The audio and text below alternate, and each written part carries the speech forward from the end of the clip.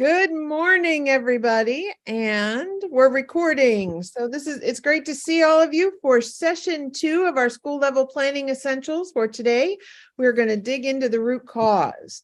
You know the team by now. You've seen us all before, and our outcomes are to re-engage you with your through line, thinking about that whole process. And to do that today, we're going to dig into those established questions and look fors that we talked about last time to achieve your desired state in one of your priority areas. And then we're actually going to kind of get you started on the actual process of doing the root cause. So as you remember, this is the through line. And this is just designed to be as linear as possible, kind of like the steps in the process to get to the goal achievement. Last time we talked about prioritizing your focus area and how you build questions around that based on data that you have or your lived experience in your district so that you can focus in, because we always have a lot of things that we want to work on, but we really, in order to do the root cause analysis, we have to narrow that down. We have to really kind of laser-like focus in.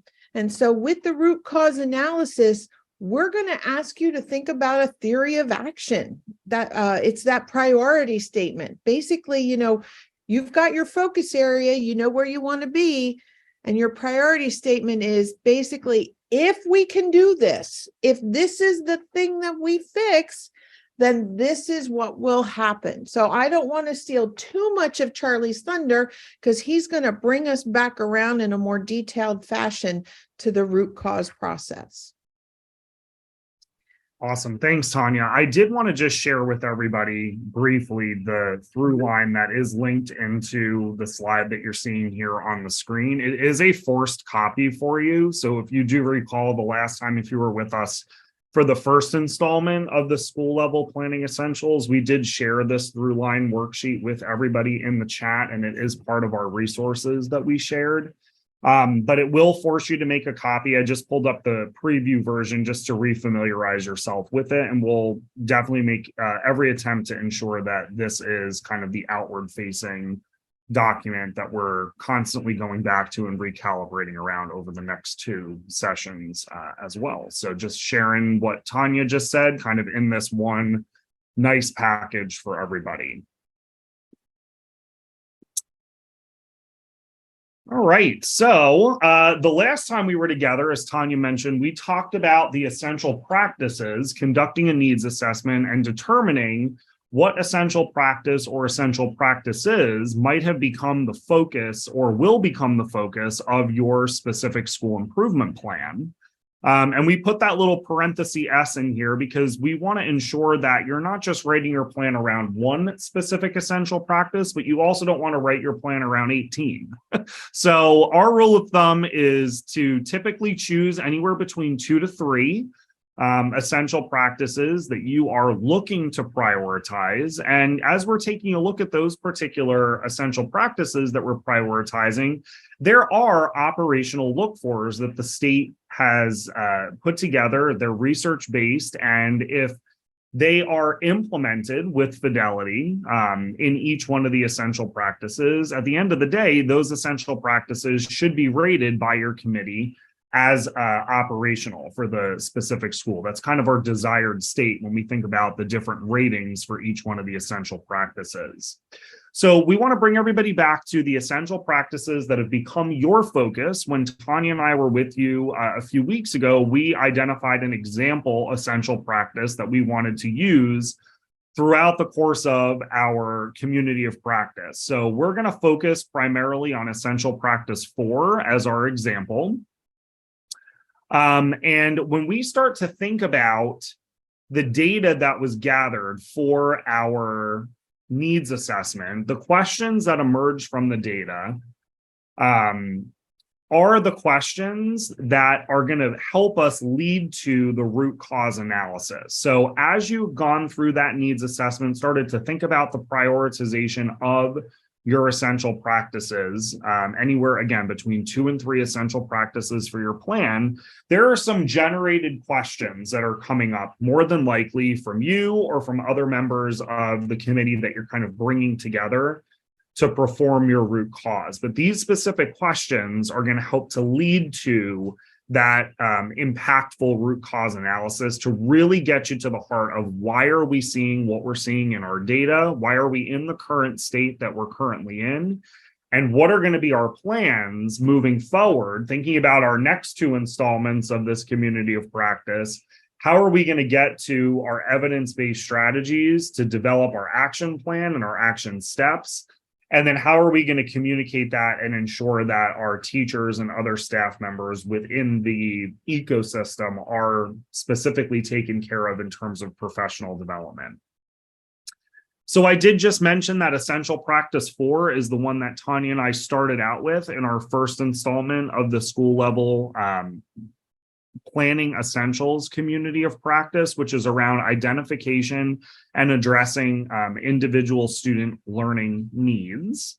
So we popped this up for us, kind of shared a little bit in the reference guide around some of the guiding questions that you might want to consider with your committee.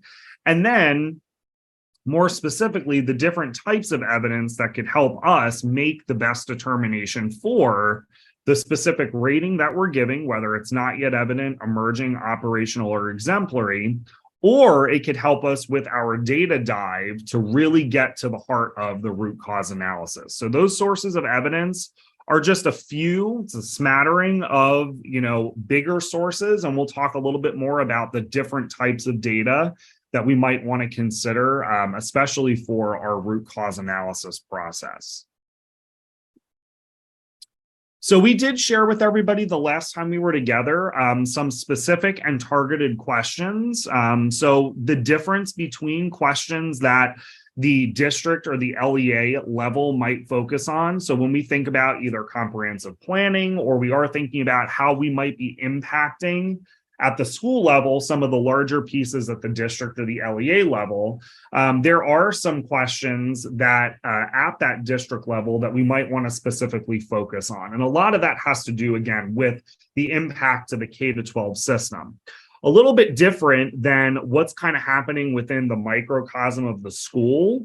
So questions at the school level and what that might be specifically focusing on. And you can see in orange some of the different things that we talked about the last time that we were together, from building level data, building level process data, some curriculum alignment, cross-curricular needs, those types of pieces, attendance and discipline data. And then at an even more granular level, we might want to specifically focus on a question within our plan that's related to a department or a grade level focus. So we're really talking about like specific granular instructional strategies, really funneling down into those instructional strategies, the delivery of content. What are the success criteria or the student learning outcomes, different questioning strategies? How are we ensuring that formative assessment is happening on a consistent and pervasive basis, and our teachers and other staff members are implementing formative assessment strategies with fidelity? So you might want to consider those different types of questions as you're kind of developing or in the process of developing your plan. And we're just sharing a little bit about just some examples of what this could potentially look like at each one of those levels, from the district to the school to the department or grade level as well. So as we start to enter into this next phase, which is really all about root cause, we have this current state that you just worked on with your committee, and you're saying to yourself, okay, we might be at a not yet evident or an emerging rating in our specific essential practice, but really our desired state is going to be that focus on operationalization of that particular essential practice. So this whole next phase is getting us to the spot where we're taking our current state and want to move towards that specific desired state. And one of the ways that we can do that is by looking very granularly at the different essential practice look-fors for each one of the essential practices that we have. So based on the essential practice that you've prioritized, nested underneath each one of those essential practices are operational look-fors that the state calls them. for an operational rating to be evident in that particular essential practice. So for time, what Tanya and I did is we identified a specific look for in our fictitious school around essential practice 4. So we know we want to identify and address individual student learning needs. And one of the operational look fors that we might be prioritizing is here in blue. Educators explaining and interpreting data in ways that are helpful to students and family for understanding student progress. This particular look for is just one of probably 10 to 12 that are nested in under essential practice 4. However, we were judicious and started asking for feedback from our committee on what were their priorities in terms of the look fors that we might want to consider operationalizing within our plan. So as we start to think about the next phase of root cause analysis, this is all about positive framing. So if this look for was firmly in place and successful, we would want to know, what will this success look like? What will this success sound like? And what will this success feel like? And these are 3 pretty generative questions that our team at the IU presents anytime we're doing some type of positive framing activity with different committees or different teams. So if we're thinking about that particular look for being firmly in place and seeing it being successful in the actual system, what would that look like, sound like, and feel like? So if educators were to explain and interpret data in ways that are helpful to students, families, for understanding student progress, what would that specifically look like in our system if we were demonstrating success? What would it sound like, and what would it feel like from those that are involved?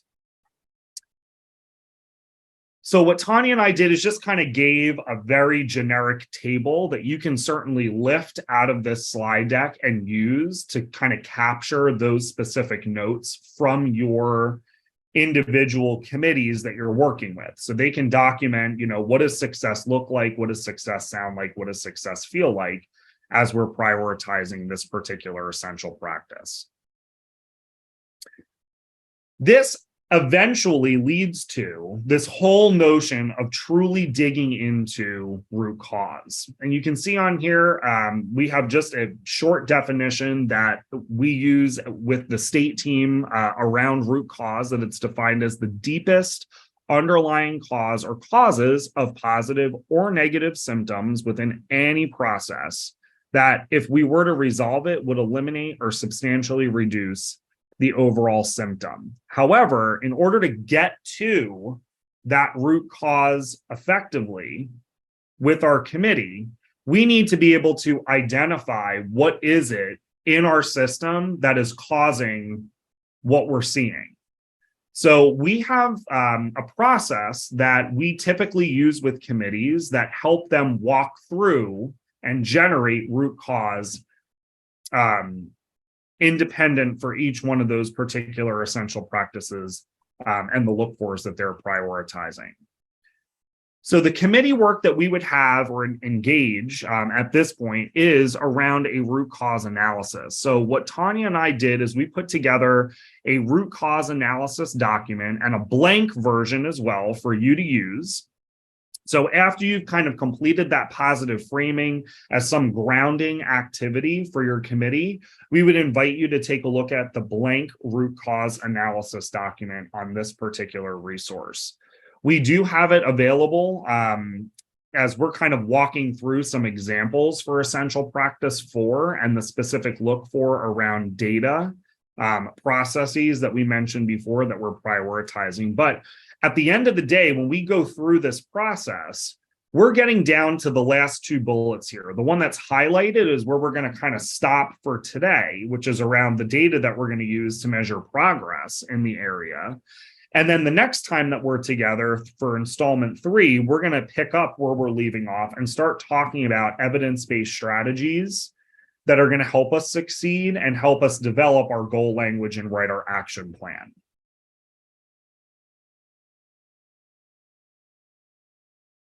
Okay, so what we want to do is take you through just some of the specifics of this particular root cause document. And what I am going to do for you is just kind of pull up what this root cause document looks like, just so you have an idea. Now, color-wise, it might look a little bit different. Tanya and I are always trying to reorganize some stuff and trying to make it the best that it can be for the folks that we work with. So some of the slides that I have here might not look identical to what you're seeing in terms of the actual template. The template's the most up to date.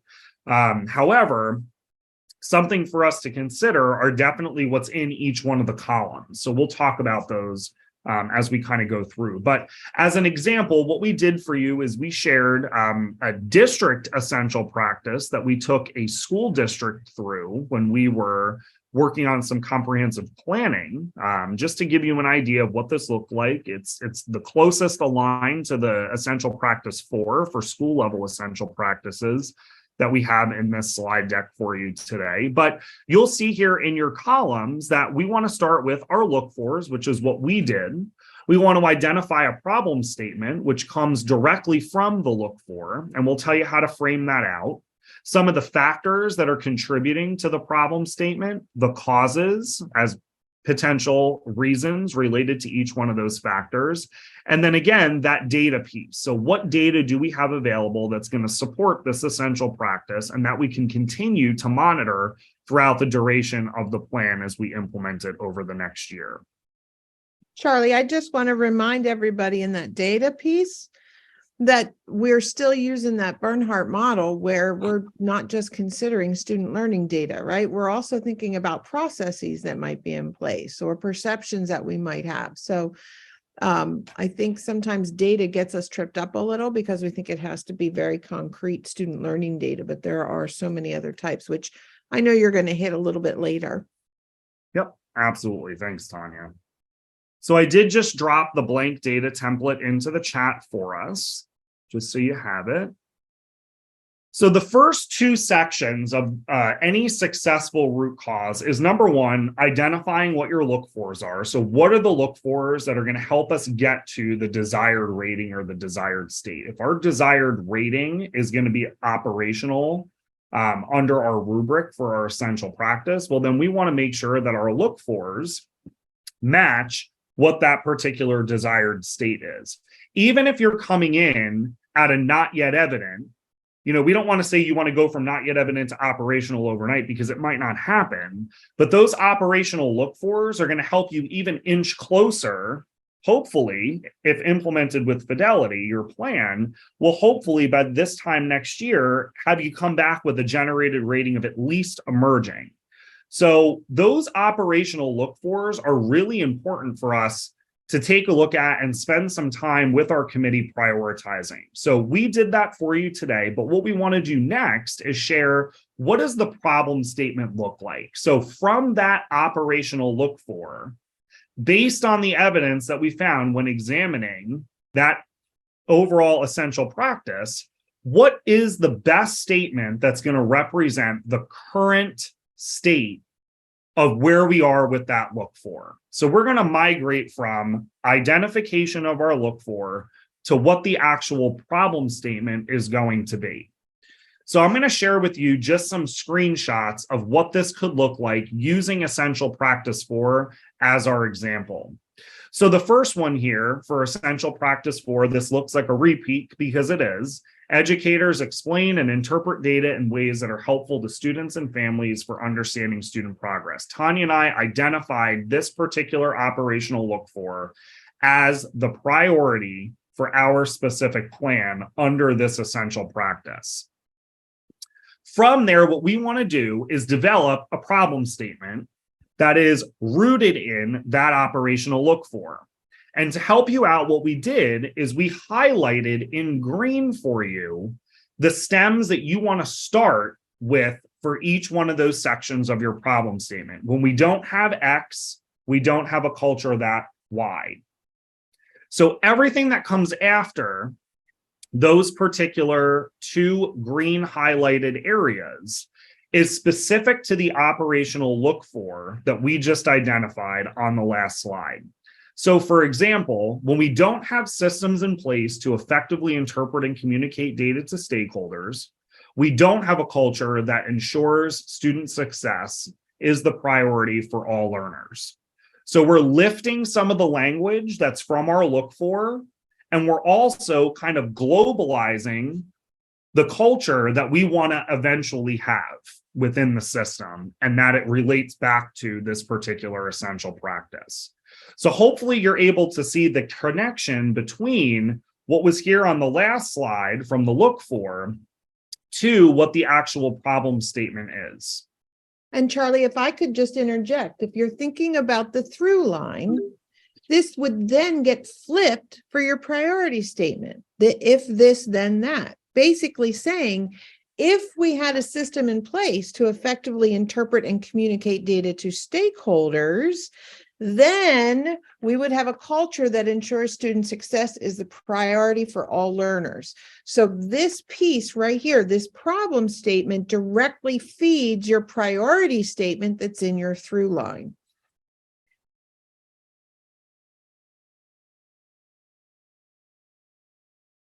So the next piece of this, once we've gone through the look for, prioritization, and the problem statement, we're now going to look at the next three pieces, which are around the determination of factors, which are ideas regarding the issue that contribute to the overall problem statement. So if this problem statement is within our system right now, what are some of the factors, the contributory factors that your committee is going to come to realization on that are embedded and contributing to that overall problem statement? From there, we might want to thematically group those particular factors and start identifying some themes, which could potentially be our causes. So what we want to do eventually is take those causes, which is going to really be a list, a thematic list of the possible reasons related to those particular factors for why we're seeing what we're seeing, which will eventually get us to the identification of the data that we want to continue to dive into to support that essential practice. So as an example for factors for essential practice 4, we mentioned those ideas that are contributing to the problem statement. What Tanya and I did is we just kind of listed some of the different pieces in this fictitious school that could be contributing factors to that overall problem statement. So we might have some things in our school like, data doesn't seem to be used to drive decisions on a consistent and pervasive basis. Data might not have been a recent or priority in recent years, or it's not shared internally or externally with stakeholders. From a scheduling perspective, there might be a lack of time to work directly with staff to actually take a look at data. There might not be designated time and focus on a specific instructional target with certain groups, grade levels, or subject area. We might also have too much data within our system. So might we be able to laser focus in on a more granular set of data that's going to kind of give us the biggest bang for our buck? And the biggest piece here that her and I talked about was maybe there's a lack of a process or a protocol for actually going through and analyzing data. Maybe we have the time, but we don't have something more formalized in place to help us actually look at and work through the data and make decisions on more strategically within our system. So all of that to say, we have all of those particular contributing factors, and it does take some time for your committee to go through and identify some of those contributing factors through conversation. But eventually we're getting to this place where we might be thematically grouping some of those different bullet points that we just had on the last screen and start talking about what are some of the common themes that we're seeing. So these are going to be your overall causes from your factors. Your factor list is going to be pretty long. Your causes list, if you see everything kind of bolded here, that lack of data literacy, lack of resources as 2 examples, hopefully it should be a little bit more organized and truncated version of what you were seeing in your factors. So what we did for that lack of data literacy is we nested in the different factors that could be contributing to that overall lack of data literacy. There might be prior experiences and comfort levels that folks are coming in with or aren't coming in with. We might have some inconsistent professional development on what data is most important and how to use it. So all of those pieces thematically, we could say as a team, is we have a lack of data literacy or efficacy in data literacy. The same can be said with resources. So there were some different bullet points there around the lack of available staff to review data, or the lack of input on a protocol, or maybe a lack of scheduling for data analysis to occur, or that protected time for overall data analysis. All of those different factors are contributing to this overall cause, which could be a lack of overall resources. So we're kind of taking that factors list and whittling it down into some bigger bucket areas of those particular causes for this overall problem statement. Why are we seeing what we're seeing? And why are we not getting the results that we were hoping to get if that desired state or that look for would be in place within our system? And I hope what you're starting to see, can you go back just for a second, Charlie, what you're starting to see emerge is the basis of your action steps, right? You're starting to see, for instance, prior experiences and comfort levels.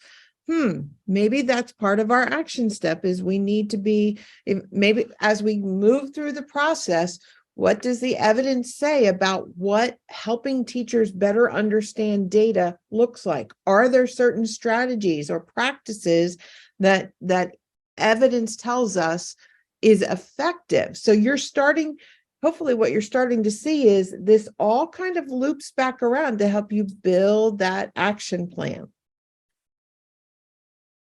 So the last piece of this before we wrap up and get to some of our unstructured networking time is really around a data dive. So what data are we using and what data are we not using? So we don't want to have an overabundance of data, but we also don't want to have an underabundance. We want to make sure that the data that we're looking at is specific, it's meaningful, and it's purposeful to the work that we're doing or about to embark on. So we want to consider a couple of things here. How are we communicating that the decisions we're making are both based on data and they're aligned to our building and or our district vision? And then are there specific data that's missing?